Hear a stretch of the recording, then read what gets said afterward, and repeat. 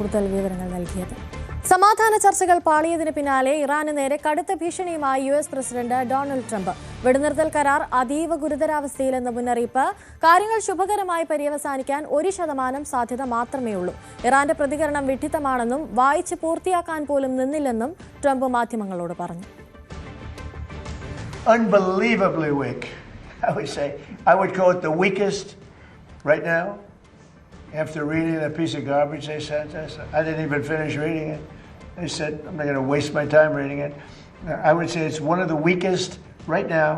It's on life support. They understand. These are all medical people. Dr. Oz, life support is not a good thing. Do you agree? Bad prognostic. I would say the ceasefire is on massive life support, where the doctor walks in and says, sir, your loved one has approximately a 1% chance. അടുത്തയാഴ്ച നടക്കാനിരിക്കുന്ന Iran US ചർച്ചയുടെ കാര്യത്തിലും അനിശ്ചിതത്വം തുടരുകയാണ്. ട്രംപിന്റെ Chinese സന്ദർശനത്തിന് ശേഷം മാത്രം തുടർ നീക്കങ്ങൾ ഉണ്ടാകാൻ സാധ്യത. അജയ് സുധാബിജി ചേരുന്നുണ്ട് കൂടുതൽ വിവരങ്ങളുമായി. Ajay, good morning. സമാധാന ചർച്ചകളൊന്നും ഫലം കാണാതെ വരുന്നു. ഇനി നടക്കാനിരിക്കുന്ന ചർച്ചകൾ അനിശ്ചിതത്വത്തിലാണ്. അതേസമയം ട്രംപിന്റെ ചൈനീസ് സന്ദർശനം, അതിൽ നമുക്ക് എന്തെങ്കിലും പ്രതീക്ഷ വയ്ക്കാൻ സാധിക്കുമോ? അനുശ്രീ, ഇപ്പോൾ തീർച്ചയായിട്ടും എല്ലാവരും പ്രതീക്ഷയോടെ ഉറ്റുനോക്കുന്നതാണ് ട്രംപിന്റെ ചൈനീസ് സന്ദർശനം. അദ്ദേഹം നാളെയോടെ ചൈനയിൽ എത്തുമെന്നാണ് ഇപ്പോൾ നിലവിലുള്ള ഷെഡ്യൂൾ അനുസരിച്ച് നമുക്ക് കരുതാനാകുന്നത്. ഇപ്പോൾ 9 വർഷങ്ങൾക്ക് ശേഷമാണ് ഒരു US പ്രസിഡന്റ് ചൈനയിൽ സന്ദർശനം നടത്തുന്നത്. 2017 ട്രംപ് തന്നെയാണ് ഇതിനു മുൻപേ ഒരു ചൈനീസ് സന്ദർശനം നടത്തിയിട്ടുള്ളത്. ഈ ചൈനീസ് സന്ദർശനത്തിൽ ഇറാൻ സംഘർഷം ഉൾപ്പെടെ പല സുപ്രധാനമായിട്ടുള്ള കാര്യങ്ങളും ചർച്ചയാകും എന്നുള്ളതാണ് നമുക്ക് നിലവിൽ വിവരങ്ങൾ ലഭിക്കുന്നത്. വരുന്ന 14-ാം തീയതി, അതായത് വ്യാഴാഴ്ചയാണ് US പ്രസിഡന്റ് ഡൊണാൾഡ് ട്രംപും അതുപോലെ തന്നെ ചൈനീസ് പ്രസിഡന്റ് ഷീ ജിൻ പിങ്ങും തമ്മിൽ ചർച്ചകൾ നടക്കുന്നത്. ഇപ്പോൾ ഇറാന്റെ ഏറ്റവും വലിയ ഒരു സാമ്പത്തിക സ്രോതസ് എന്ന് പറയുന്നത് ചൈനയാണ്. ഇറാന് വലിയ രീതിയിൽ സാമ്പത്തിക സഹായം ചൈനയിൽ നിന്ന് ഉണ്ടാകുന്നുണ്ട്. അതുപോലെ യുദ്ധത്തിന്റെ കാര്യത്തിൽ ഉൾപ്പെടെ ഇറാന് ചൈന പൂർണ്ണ പിന്തുണ നൽകിയിരുന്നു. അപ്പോൾ ഈ ഒരു ഘട്ടത്തിൽ ഇറാനെ ഈ ഒരു സമാധാന കരാറിൽ എത്തിച്ചേരാൻ വേണ്ടി ചൈനയോട് സമ്മർദ്ദം ചെലുത്താൻ സാധ്യതയുണ്ട്. ട്രംപ് അപ്പോൾ അത്തരം നീക്കങ്ങളെല്ലാം കണക്ക് കൂട്ടിയാകും ചൈനയിലേക്ക് പോകുന്നത് സുപ്രധാനമായി. മാത്രമല്ല, ചൈനയും ട്രംപും US തമ്മിൽ തന്നെ പല പ്രശ്നങ്ങളുമുണ്ട്. ഇപ്പോൾ തായ്വാന്റെ പ്രശ്നമുണ്ട്, അതുപോലെ വ്യാപാര പ്രതിസന്ധികളുണ്ട്. അപ്പോൾ ഇത്തരം കാര്യങ്ങൾ കൂടി ഈ ചൈനീസ് സന്ദർശനത്തിൽ ചർച്ചയാകാൻ സാധ്യതയുണ്ട്. അപ്പോൾ നിലവിൽ എന്തായാലും ഒരു പരിഹാരം US-ന്റെയും ഇറാന്റെയും കാര്യത്തിൽ ഉണ്ടാകാൻ ഒരു സാധ്യതയുമില്ല. ഇപ്പോൾ ഇറാന്റെ പ്രതികരണം അത് US തള്ളിക്കളഞ്ഞതോടെ ഈ ചർച്ചകൾ അത് വീണ്ടും പ്രതിസന്ധിയിലായിട്ടുണ്ട്.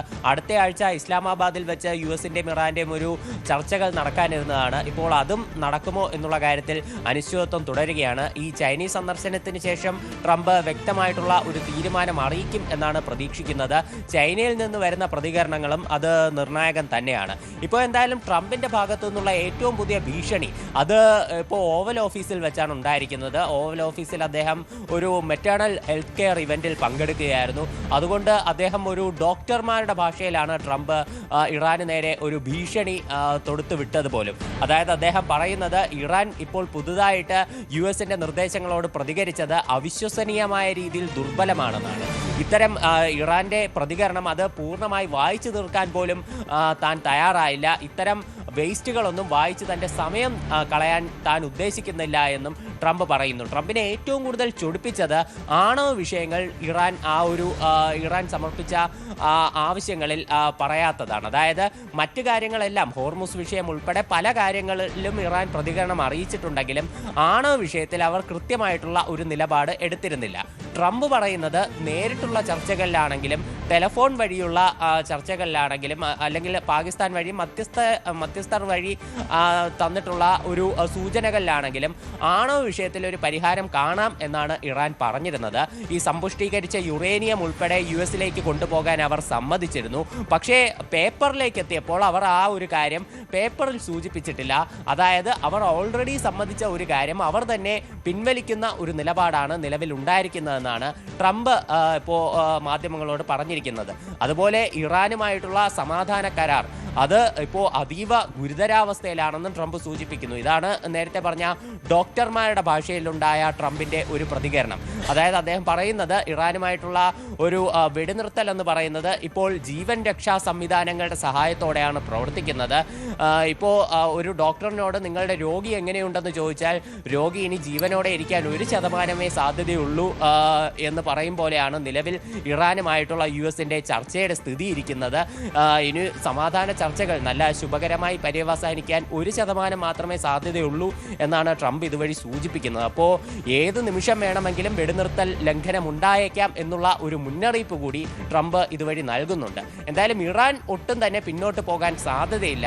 ഇറാന്റെ വിദേശകാര്യ വക്താവായിട്ടുള്ള ഇസ്മായിൽ ബഗൈ പറയുന്നത് US-ന്റെ നിർദ്ദേശങ്ങൾ അസംബന്ധമാണ്, ഒരിക്കലും അംഗീകരിക്കാൻ സാധിക്കാത്തത് ആണ് എന്നുമാണ്. അതുപോലെ തന്നെ ഇറാന്റെ പാർലമെന്റ് സ്പീക്കറായിട്ടുള്ള മുഹമ്മദ് ബാഖർ ഖാലിബാഫ് പ്രതികരിക്കുന്നത് US-ന്റെയും ഇസ്രായേലിന്റെയും ഭാഗത്ത് നിന്ന് എന്തെങ്കിലും തരത്തിലുള്ള പ്രകോപനം ഉണ്ടായാൽ അതിന് തിരിച്ചടി നൽകാൻ ഇറാൻ പൂർണ്ണ സജ്ജമാണെന്നാണ്.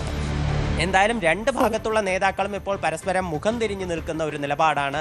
സമാധാന ചർച്ചകളിൽ യാതൊരു പുരോഗതിയുമില്ല എന്ന് നമുക്ക് കാണാനാകും. കൂടുതൽ വാർത്തകൾക്ക് News 18 Keralam YouTube channel subscribe ചെയ്യുക.